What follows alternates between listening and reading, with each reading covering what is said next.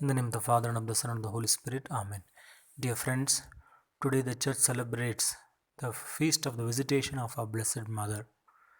This feast invites us to order our encounter, to order our visits, so that the other person may be filled with the Holy Spirit. So that when we meet up with each other, we may not take self glory and vain credit for our accomplishment, but that we must praise and thank God for all the accomplishments that He has done in our lives. And this is the invitation of today's feast.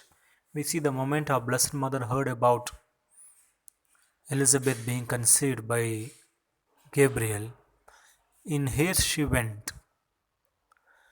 Reflecting upon this episode, Venerable Archbishop Fulton Sheen writes that anyone who conceives Christ, they run in haste to give Christ to others.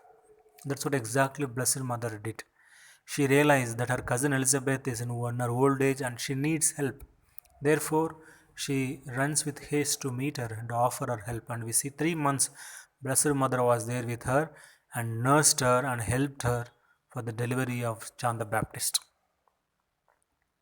The moment Elizabeth heard the greeting of of our Blessed Mother, we hear she was filled with the Holy Spirit and acclaimed that why has this happened to me that the mother of my Lord should come to meet me. This is the great acclamation, the title that was given during the time of Elizabeth itself. Mary is the mother of the Lord. For this, when Mary hears such greetings, she does not fly with pride, but rather she humbles herself and gives credit to God because He has chosen her in humility and lowliness to give His Son to the world. Therefore, Blessed Mother gives the credit that is due to God to God.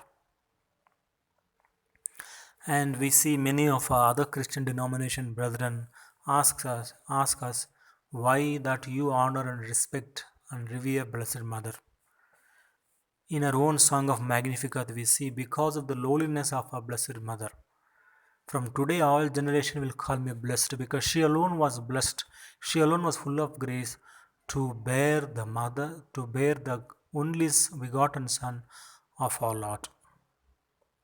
Therefore, she was perfectly chosen, perfectly graced, and equipped with all the necessary virtues to give God's only Son to our sake for our humanity, for our redemption.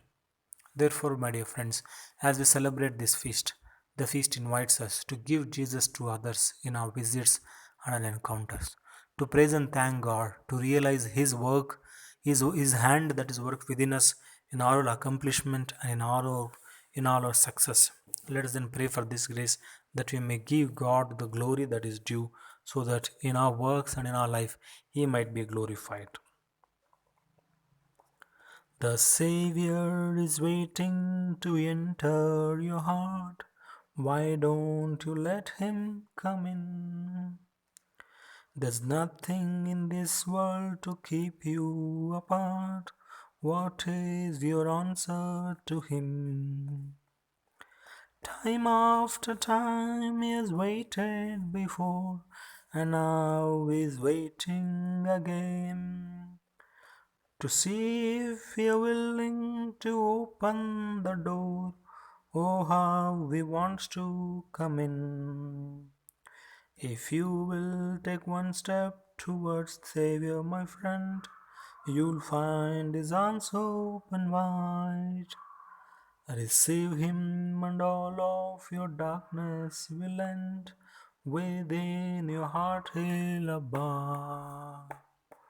Time after time He has waited before, and now He's waiting again to see if you're willing to open the door.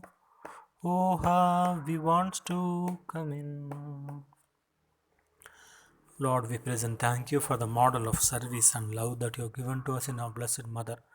May we learn from her to order our visits for the greater glory of Your name, so that we may praise and thank You, glorify Your providence that sustains us in our lives, and that which continues to guide us and guard us amidst these troubled times. We make this prayer in your holy name, dear Lord. Amen. May Almighty God bless us, may protect us from all evil, and lead us to life everlasting. Amen.